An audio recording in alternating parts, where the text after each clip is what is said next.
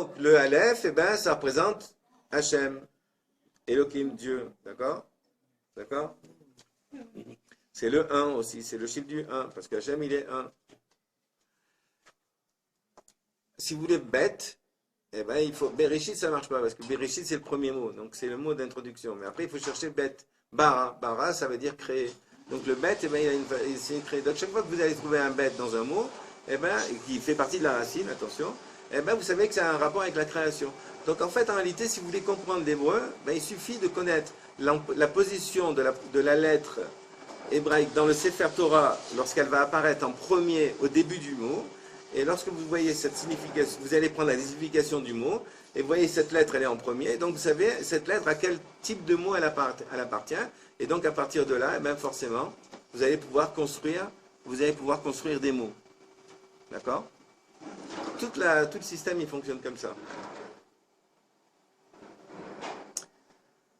Donc ici, alors je ne sais plus pourquoi je dis ça, oui alors, on était au 3e jour. Au 3e jour, il va se passer un phénomène très particulier. C'est que Dieu, dans le Sefer Bereshit, Dieu va donner un ordre à la terre. Il va lui dire, fais-moi un arbre fruit faisant des fruits. Etz péri, osé péri. Un arbre fruit faisant des fruits. Et là, on a un problème, c'est que la terre, elle va dire, ah non, pas du tout, moi je vais faire un arbre faisant des fruits. Vous avez entendu, un arbre en bois faisant des fruits. Et Chachamim, il se pose la question, il dit, mais attends, comment va? La terre, elle a désobéi. Alors, il y a des gens qui me disent aussi, c'est pareil, est-ce qu'on peut désobéir à Dieu? J'aurais dit, est-ce que vous avez toujours obéi à vos parents? Alors donc, la question, si vous voulez, c'est que donc, dès qu'on rentre dans le monde de la matière, on rentre dans le monde de la contrariété et de la controverse. Et donc, la terre, elle va désobéir, elle va fabriquer un arbre en bois faisant des fruits. Et Rachamim, ils vont se poser la question, il va dire, mais attends, je ne comprends pas, pourquoi la terre n'a pas fait un arbre fruit, sous-entendu un arbre qui a le goût du fruit et qui se mange au même titre que le fruit? Alors les Chachamim, ils vont dire, ah ouais, mais parce que qu'est-ce qu'elle a voulu faire la terre? Elle s'est dit la terre, les hommes, ils vont venir sur la terre, ils vont manger les fruits, et quand il n'y aura plus de fruits sur les arbres, ils vont manger les arbres. Et s'ils mangent les arbres, il n'y aura plus d'arbres. Et s'il n'y aura plus d'arbres, il n'y aura plus de fruits. Et s'il n'y a plus rien à manger, qu'est-ce qu'ils vont faire? Eh bien, ils vont s'entretuer. Donc ça va être la mort. Donc moi, je ne veux pas qu'il y ait la mort sur la terre, donc elle va créer un arbre en bois qui ne se mange pas, ça veut dire patiente. Débrouillez-vous pour créer un système qui fasse que vous ayez à manger tout le temps, mais l'arbre, vous ne pouvez pas le toucher. L'arbre fruitier, vous ne pouvez pas le détruire. Vous ne pouvez pas détruire cet arbre. Donc pourquoi la terre elle a désobéi? Pour maintenir la vie dans le monde. Vous êtes d'accord? Maintenant, si on passe de l'autre côté de la Ménorah, on a dit que ça, c'est l'inverse de ça. D'accord? Donc ici, l'homme qui est extrait de la terre, qui est déjà le matériau de la désobéissance, parce que la terre, elle a désobéi. Est-ce que l'homme, il peut désobéir, d'après vous? Puisqu'il est créé de la terre qui a déjà désobéi. Logiquement, oui. Logiquement, oui.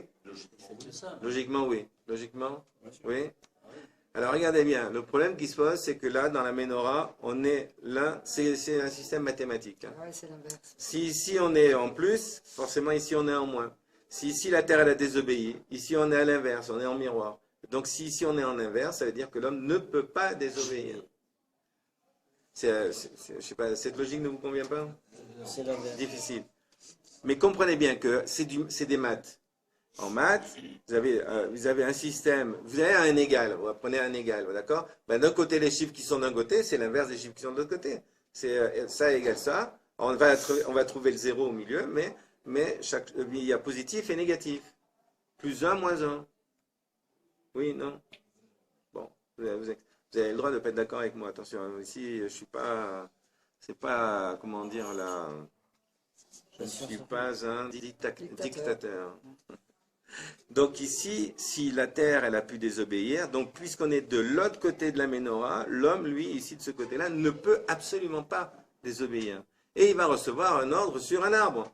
La terre, ici, elle a reçu un ordre sur un arbre en disant, tu dois fabriquer un arbre qui fait des fruits et qui a le goût du fruit et qui se mange comme le fruit. Et la terre, elle a dit, non, pas du tout, moi je fais un arbre en bois, avec des fruits, moi je fais ce que je veux ici.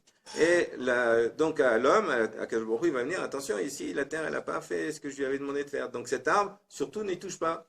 Parce que si tu y touches, ben, si ici c'était pour amener la vie, puisqu'ici on est de l'autre côté de la Ménorah, on va amener quoi? Ben, la mort. Vous comprenez? Ici, on est à l'inverse. Donc ici, c'est pour la vie, ici, c'est forcément pour la mort. C'est clair?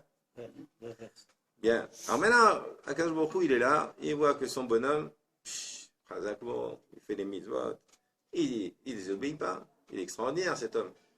Alors il dit, ah ouais, mais l'otov yoyot adam nevado, et c'est l'eau et kenegdo, il n'est pas bon que l'homme soit seul, faisons-lui une aide contre lui. Ça veut dire, on va lui faire l'inverse, c'est-à-dire qu'on va extraire de l'homme l'inverse de l'homme.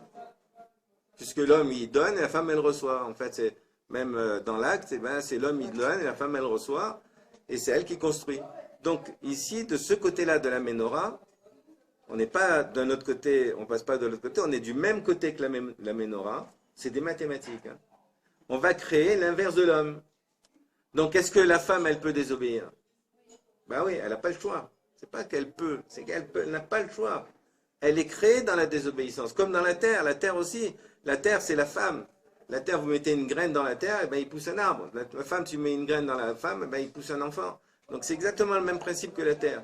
Donc si la terre ici, elle a désobéi, la femme, elle n'a pas le choix, elle ne peut pas obéir, c'est impossible. Mais Akadosh Baruch Hu, il va rassurer l'homme en lui disant, t'inquiète pas, tu vas la dominer, c'est super, t'inquiète pas, tout va bien. Alors,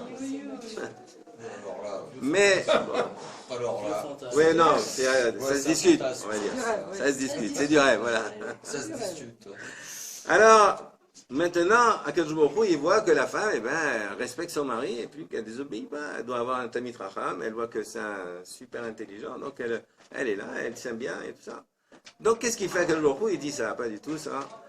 On va l'envoyer faire les courses. Alors, il l'a envoyé faire les courses à Saint-Féréol pour les Marseillais, à Haut-Sentier pour les Parisiens, ou je sais pas où, là, ceux qui habitent je sais pas où, eh ben, dans les zones commerçantes. Et puis, elle va rencontrer le bon vendeur, le serpent.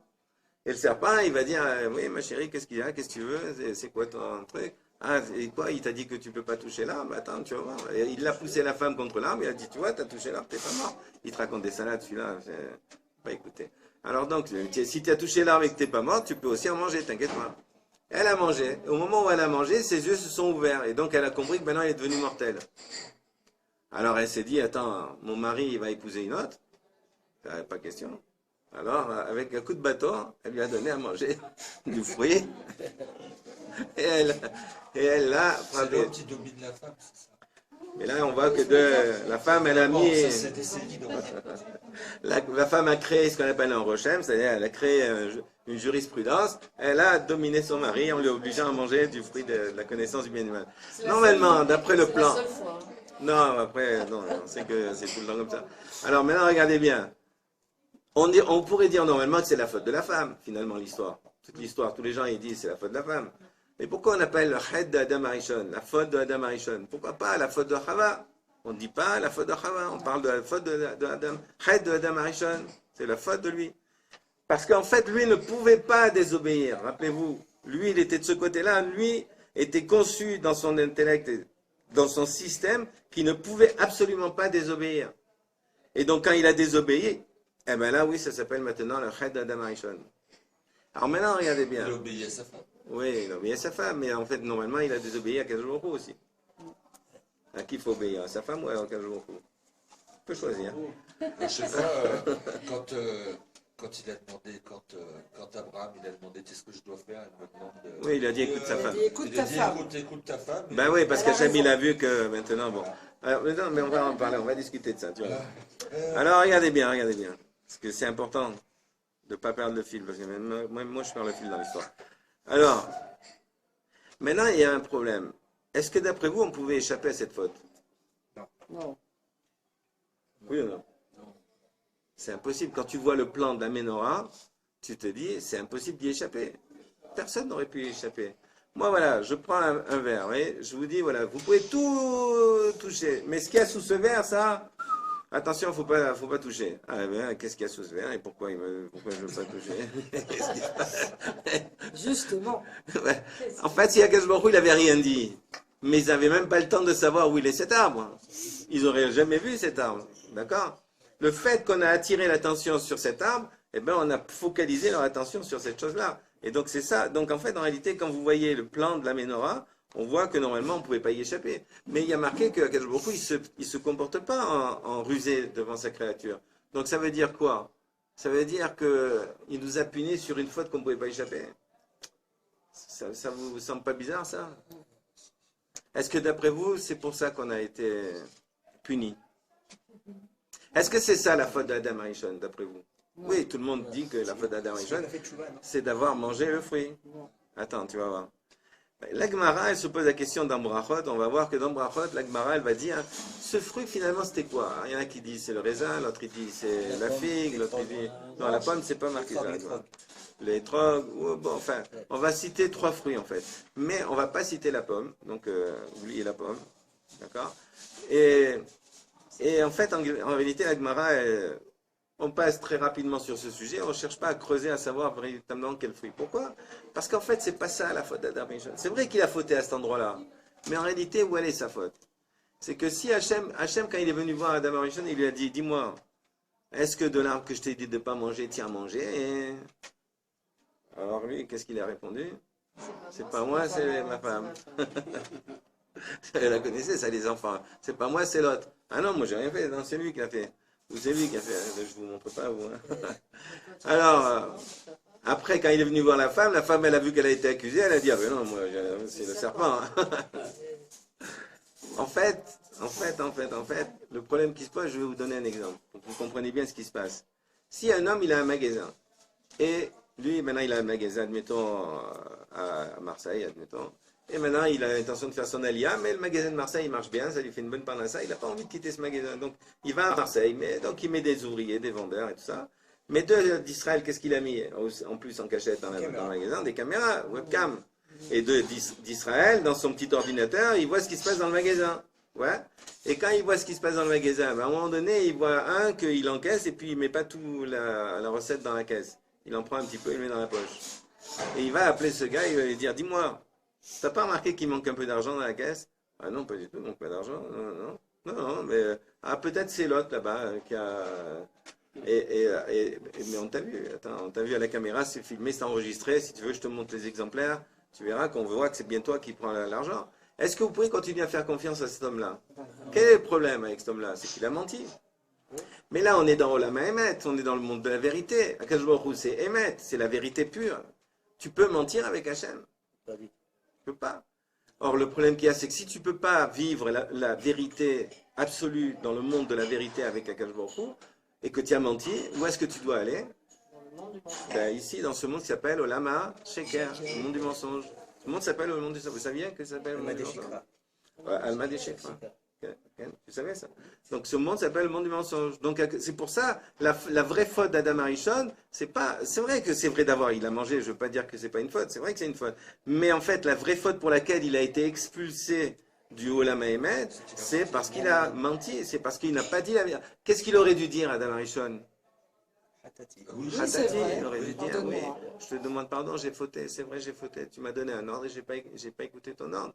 Comme il s'est passé avec Yehuda. Yehuda, quand il y a eu Tamar qui est venu au Beddin en disant, dites-moi, avant de me brûler, sachez que l'enfant que j'ai dans le ventre, il appartient à celui qui est propriétaire de ce bâton et de cette bague. À Yehuda, il a dit, à Tzadka Mimeni, il est plus juste que moi, c'est moi. Et lui, il était président du tribunal rabbinique. Alors imaginez, ici en France, le président de la Cour suprême, il va dire, ah oui, tu as raison, c'est moi qui a fait la bêtise. Ça n'existe pas. Eh bien, si Yehuda, il a cette force de pouvoir faire ça, il a mérité la royauté. Le roi David, quand Nathan, il est venu, quand le prophète, il est venu voir le roi David, eh bien, David, à la seconde, il a dit, Hatati, j'ai fauté, tout de suite. C'est ça qui mérite la royauté. La royauté dans ce monde, quand vous voyez quelqu'un qui a fait une bêtise, vous venez le voir. Dis-moi, j'ai vu, qu'est-ce que tu as fait? Moi, j'ai rien fait. Mais si par contre, il vient et vous dit, ah, ben, vraiment, je te demande pardon, c'était plus fort que moi, j'ai pas pu m'empêcher, vraiment, je l'ai fait. Mais il vous demande, il faut avouer et de lui pardonner. Ça veut dire qu'en fait, en réalité, on pardonne. Donc, en réalité, la relation entre l'homme et Akadosh Baruch Hu, elle est passée dans ce monde-ci, dans le Olam HaSheker. Pourquoi? Parce que justement, eh bien, on n'a pas été capable, à un moment donné, de répondre à la vérité. Or, maintenant, regardez bien, et je finirai sur ça, c'est que c'est marqué que Atem Nikraim Adam, en parlant de Israël, c'est que Israël est venu, on verra Shabbat si tu veux, Bezat Hashem, Israël est venu pour faire le tikkun du had de Adam Arishon, la réparation de la faute de Adam Arishon. Or, eh bien, vous êtes appelé Adam. Pourquoi on est appelé Adam? Parce que qu'est-ce qu'on fait à partir des jours des Slichot? Tous les jours, on fait Khatan ou Hacham. D'ailleurs, tous les jours, de toute façon, en ce moment même, on fait Khatan ou etc. On reconnaît nos fautes. À Kippour, qu'est-ce qu'on va faire? Toute la journée, on va reconnaître des fautes, des milliers de fautes. On ne sait même pas à quoi ça correspond, tellement qu'il y a des fautes. Il y a des listes de fautes, c'est impressionnant. Donc, si vous voulez, le problème qui se pose, c'est que nous, le peuple d'Israël, nous réparons la faute d'Adam Arishon en faisant ça. Vous comprenez? Donc, en réalité, sachez que quand vous êtes à la choule, à Kippour, eh ben, quand vous tapez sur votre cœur et vous dites j'ai fauté, j'ai fait, vous reconnaissez, au moment où vous reconnaissez, pour là-haut, on vous met une couronne sur la tête. Ça y est, vous êtes devenu roi de la planète. Pourquoi? Parce qu'il n'y a personne qui reconnaît ses torts ici dans ce monde. Personne. Il n'y a que le peuple d'Israël qui est capable de reconnaître ses torts. Voilà, je vous souhaite à tous une bonne soirée. Si vous avez des questions, au Rabat, vous pouvez poser des questions. Est-ce qu'on peut dire, mais sans machisme délirant, que la faute d'Adam, c'est de ne pas avoir eu d'autorité sur sa femme avant? Non, parce qu'il y a marqué, il lui a dit, mais Atatim Sholba, tu vas la dominer. Eh ben voilà, donc il ne l'a pas dominé. Il l'a pas, non, il l'avait dominé. Après, c'est quand elle s'est fait séduire par le serpent. C'est le serpent qui l'a Et séduit. là, il a renoncé à son autorité? C'est pas qu'il a renoncé, c'est que de toute façon, elle s'est fait piéger dans un système, elle. Elle est partie se balader, bon, elle est partie faire les courses. Vous n'allez jamais faire les courses, vous, pour la maison? Non, mais eh ben, elle a fait elle s'est baladée, elle s'est fait avoir par le il serpent. aurait dû dire non, Hachem nous a dit de ne pas toucher, tu ne touches pas et jette ce fruit. Mais oui, mais c'est ça le problème, c'est qu'il a rajouté un guéder, il a rajouté, l'interdiction c'était de ne pas manger. Il a mis des barrières. Et lui, il a dit, ouais, je veux, Pas, eh ben ne touche pas. Alors le serpent, il a utilisé ça, ah ben tu vois, tu l'as touché et tu n'es pas mort. Donc ça veut dire que même si tu manges, tu ne mourras pas. Et au contraire, Akash Baruch Hu, il vous a interdit ça parce qu'il pense que vous allez devenir comme Dieu, comme lui. Et ça, il veut pas. Donc il veut vous maintenir dans le bas. Et c'est ça qui a fait que la femme, eh ben, elle s'est retrouvée. Mais la femme, en fait, quand vous avez vu la construction de la menorah, vous voyez que la femme, elle ne peut pas obéir. Mais pour allonger par rapport à ce que vous C'est-à-dire dites, que... c'est l'homme, il est devenu libre aussi. Comment? L'homme, il est devenu libre puisqu'il lui a accès à la connaissance. Elle lui a donné accès aujourd'hui, ben, c'est que nous, maintenant, on a du travail. On est obligé de travailler, de se construire pour pouvoir. C'est pour ça qu'aussi, en général, regardez bien, c'est quoi la connaissance? On avait vu hier la connaissance. J'ai eu une discussion très longue avec ma femme, il y a eu le choix, mais elle m'a dominé. Qu'est-ce qu'elle m'a dit? Elle m'a dit, pour elle, c'est la différence entre le bien et le mal. C'est-à-dire, bon, le problème qu'il y a, c'est il y a aussi une longue conversation à savoir qu'est-ce qui est bien, qu'est-ce qui est mal, parce que entre le bien et le mal, il y a des choses qu'on pense que c'est bien, et finalement, après, on se aperçoit par la suite que c'est pas si bien que ça. Il y a des choses qu'on pensait que c'était complètement tordu, et puis à la fin, on dit, mais finalement, t'as vu comment c'est devenu, là, c'est super. Donc, si vous voulez, le bien et le mal, c'est quelque chose qui est assez difficile à cerner, c'est assez difficile à comprendre.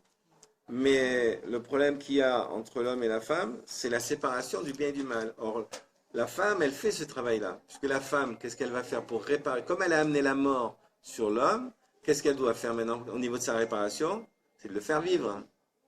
Et donc, comment elle va faire pour le faire vivre? Elle va le nourrir. Alors, quand elle le nourrit, qu'est-ce qu'elle fait? Elle prend des légumes, elle prend des trucs, elle va séparer le bon du mauvais. D'accord? Donc, elle va faire ce job de séparer le bon du mauvais en permanence. La femme, elle fait ça. Maintenant, après, qu'est-ce qu'elle donne à son mari? Le bon. Les poubelles.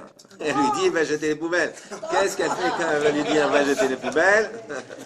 Qu'est-ce qu'elle va dire quand elle lui dit, va jeter? Moi, j'ai fait mon job, est-ce que toi, dans ta tête, tu as fait le tien? Ça veut dire, et c'est ça le problème. Quand vous allez chez les Chassidim, vous avez vraiment des hommes qui ont étudié la Gemara, ils se sont crevés ils ont transpiré au Talmud, etc. Leur femme, elle leur fait pas descendre la poubelle. Parce qu'elle voit Tilba, on voit le visage de l'homme qui brille. On voit l'homme qui a identifié tous les paramètres. Donc lui, puisqu'il a fait son travail, moi je fais mon travail, chacun il est avec ses poubelles. Alors lui avec les siennes, moi je suis avec les miennes. Mais si par contre elle voit qu'elle a un mari qui ne fait pas le job, elle lui dit, vas-y mon chéri, descends les poubelles, c'est à toi. Donc en fait, comprenez bien que il y a encore beaucoup de choses qui fonctionnent comme ça. Ok? Je ne vous ai pas choqué en vous disant ça, j'espère. Merci. Bonne nuit. Et sachez qu'on arrive dans des périodes, là, dans 2 jours, là, où ça va chauffer grave. Faites attention si vous prenez la voiture. Faites attention si vous faites des choses. Faites très attention. Et oui, c'est Tcharbem. Hein. Oui, oui. Ça se termine dimanche soir. Dimanche soir. Dimanche soir. Normalement, ça se termine samedi soir. Mais comme c'est Shabbat et que Shabbat on ne peut pas jeûner, donc ça va être, on va jouer les prolongations et on va avoir dimanche toute la journée. Mais faites attention à vous. Il y a déjà un qui s'est cassé le bras aujourd'hui, j'ai appris. C'est vrai. Ou l'épaule, je sais pas. C'est vrai, c'est Donc, vrai. faites attention à vous. Ouais. Oui, jeune Le homme. pays d'Israël, Oui.